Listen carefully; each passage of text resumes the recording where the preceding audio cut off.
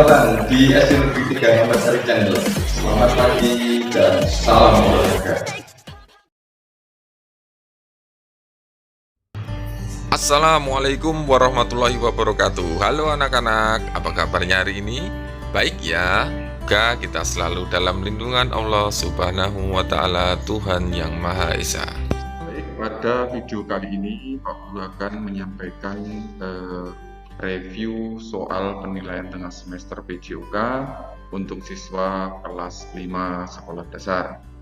Ya, materi ini perlu Pak Guru sampaikan karena dari gambar jawab yang dikumpulkan kemarin, mungkin ada beberapa kendala atau kebingungan dari anak-anak terkait soal dari penilaian tengah semester yang telah kalian kerjakan kemarin, ya. Baik, tapi sebelum itu seperti biasa marilah kita berdoa menurut agama dan kepercayaannya masing-masing.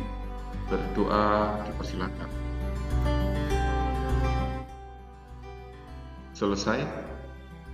Baik anak-anak, langsung kita akan mereview atau membahas soal-soal penilaian tengah semester yang telah kalian kerjakan kemarin, ya. Untuk pembahasan ini kita akan langsung masuk di soal isian Romawi 2, ya. Dimulai dari nomor 16. Ya, ini dia soalnya. Ya, untuk menyingkat waktu dan durasi kita akan langsung membahasnya. Untuk yang pertama, soal nomor 16, ya. Ya, silakan kalian simak baik-baik soal nomor 16. Ya, Pak Guru bacakan. Dalam permainan sepak bola, seorang pemain yang melakukan handsball, ya, handsball artinya bola mengenai tangan, ya. Handsball dihukum dengan titik-titik, ya. Ya. Baik, kemarin ada beberapa siswa yang menjawab nomor 16 ini dengan jawaban tendangan penalti, ya. Ya, perlu anak-anak pahami untuk seorang pemain yang melakukan handsball, ya, itu jika ini akan Pak Guru jelaskan di gambar berikut, ya. Ini gambar lapangan sepak bola, ya. Jadi jika pemain melakukan handsball, ya, handsball, ini adalah area kotak penalti, ya. Ya, ini. Nah, jika seorang pemain melakukan handsball, ya, atau bola mengenai tangan di luar kotak penalti, misal di sini, atau di sini, maka hukumannya adalah dengan tendangan bebas atau free kick, ya. Nah, namun jika seorang pemain melakukan handsball di dalam kotak penalti ini, ya, di dalam kotak penalti ini, misal di sini, atau di sini, maka dihukum dengan tendangan penalti, ya, yang dilakukan dari titik putih ini, ya. Nah, ya, mengerti ya? Ya. Kita lanjut di soal nomor 17, ya. Soal nomor 17, ya. Mengoper bola kepada teman satu regu sebagai langkah awal menyusun serangan kepada regu lawan dinamakan titik-titik, ya. Mengoper bola kepada teman satu regu, ya. Nah, itu artinya berarti ini jawabannya adalah dinamakan passing, ya.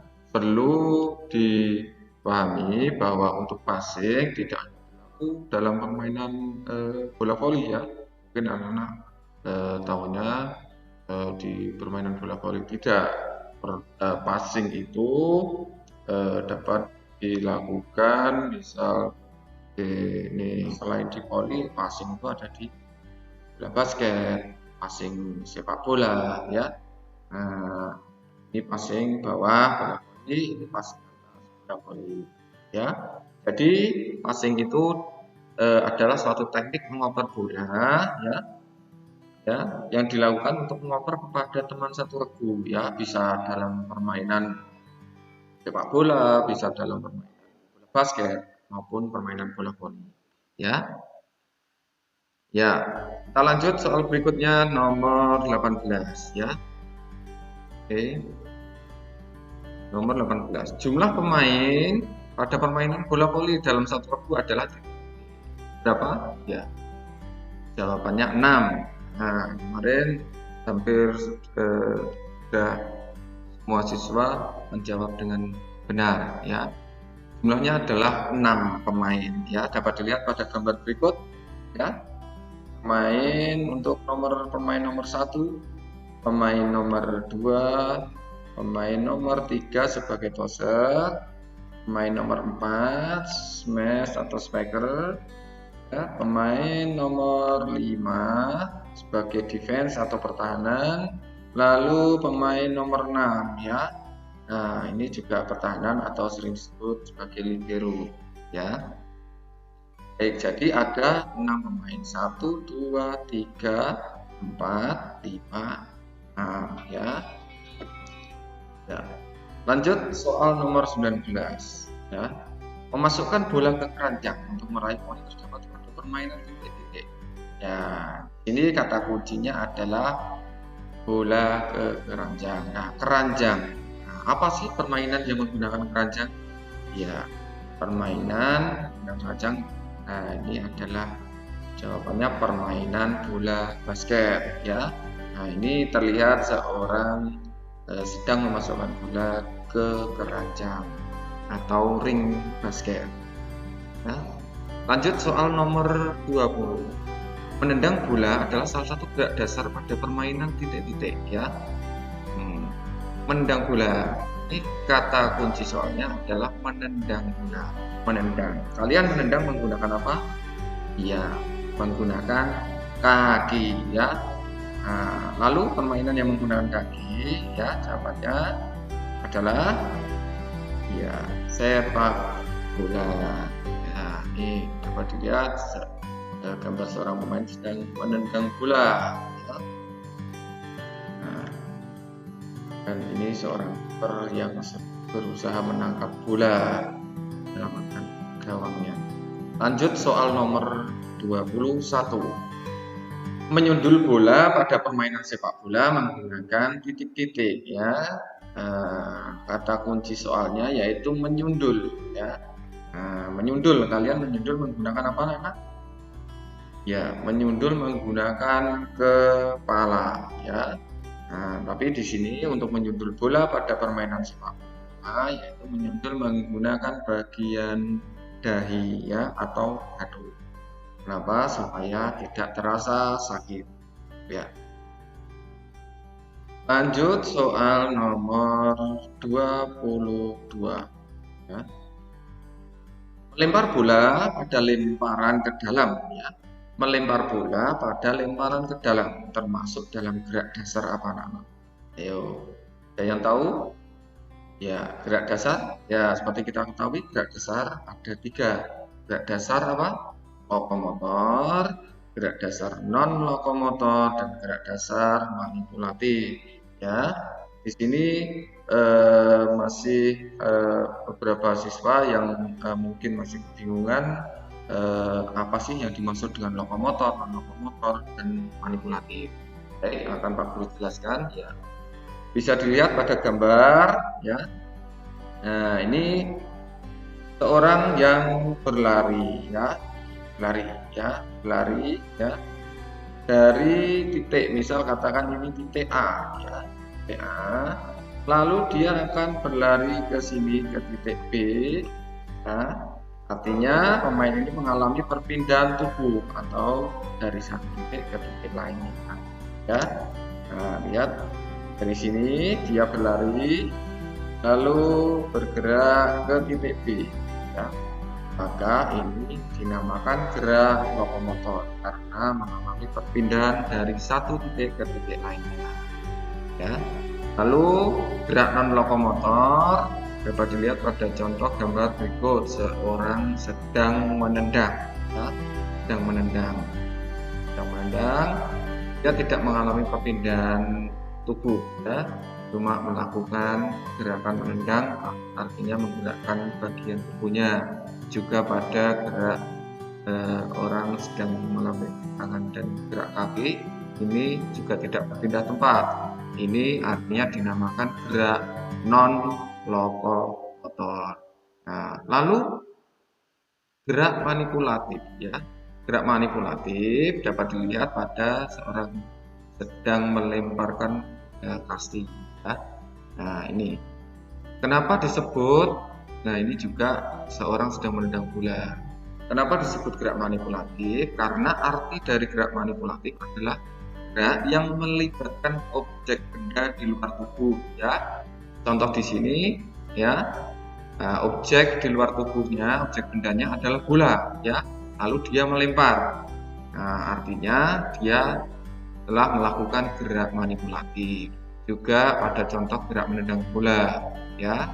Jika dia menendang saja tanpa melibatkan bola, ya, tidak melibatkan objek benda, maka disebut non lokomotor.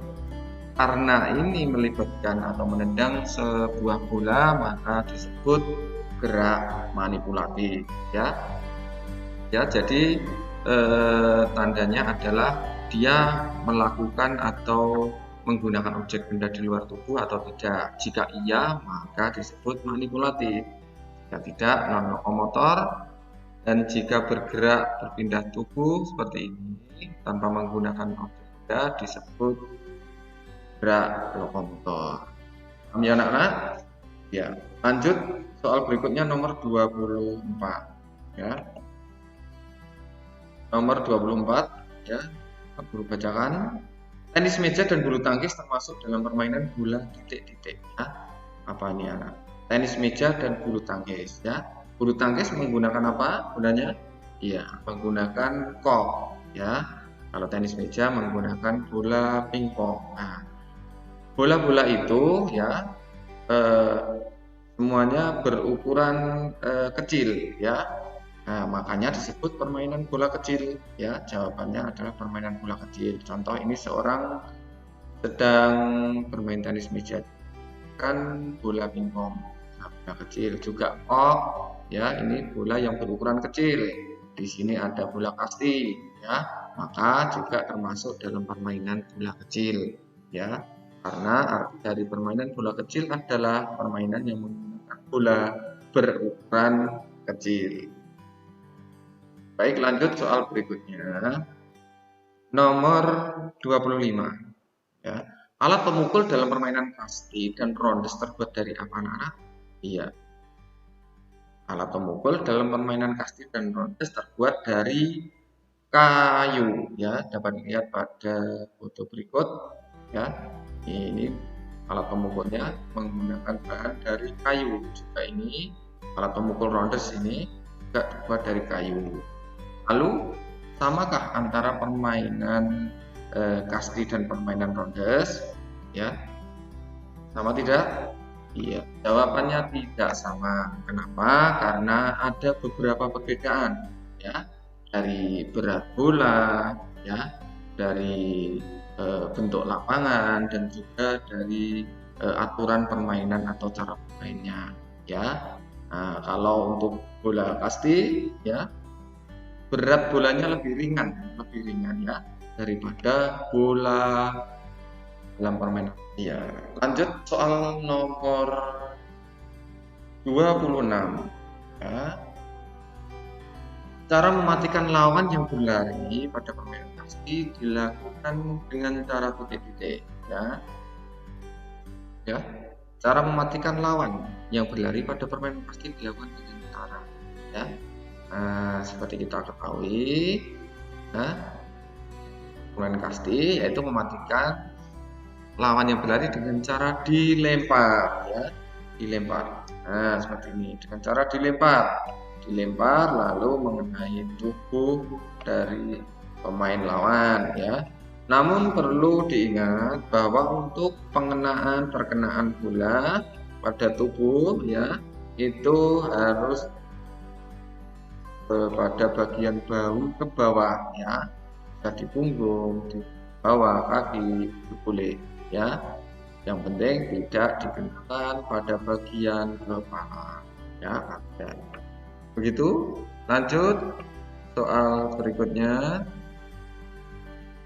Nomor 27. Supaya tidak terkena lemparan bola dari penjaga, sebaiknya pelari harus berlari dengan titik-titik apa, anak-anak? Iya, supaya tidak terkena lemparan bola, tentunya seorang pelari harus berlari dengan kencang atau cepat. Ya. Lanjut soal nomor 28.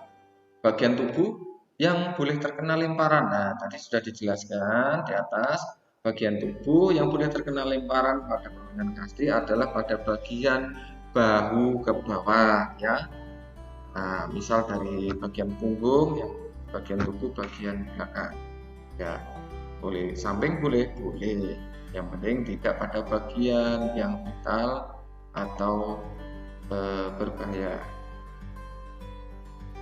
Lanjut soal nomor 29.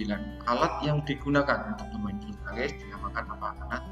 Alat yang digunakan untuk bermain bulu tangkis dinamakan, itu kalian sering bermain ya di rumah, mungkin bersama saudara, teman, atau saudara bermain bulu tangkis. Ya, alat yang digunakan dinamakan apa? Iya, raket. Ya, ini dapat dilihat, ini adalah gambar raket. Nah, ini terlihat seorang sedang bermain bulu tangkis. Ya. Lanjut soal nomor terakhir atau soal nomor 30. Permainan bola kecil yang dilakukan di atas meja saling berhadapan dinamakan ya. Ya, permainan bola kecil apa? Ya. Jika ada yang kemarin yang mengikuti ekstra, kalau khususnya ekstra tenis meja pasti tahu ya. Jawabannya adalah tenis meja ya, dapat dilihat pada gambar tersebut ya. Nah, ya karena ini kondisi pandemi corona, anak-anak kita belum dapat bertemu, belum dapat melakukan ekstrakurikuler, bermain, belajar di sekolah. Ya, semoga pandemi corona ini cepat berakhir dan kita dapat belajar kembali di sekolah. Ya, untuk video kali ini Pak Guru cukupkan sampai di sini. Terima kasih, semoga dapat dimengerti ya. Semoga menambah ilmu untuk anak-anak. Ya, terima kasih.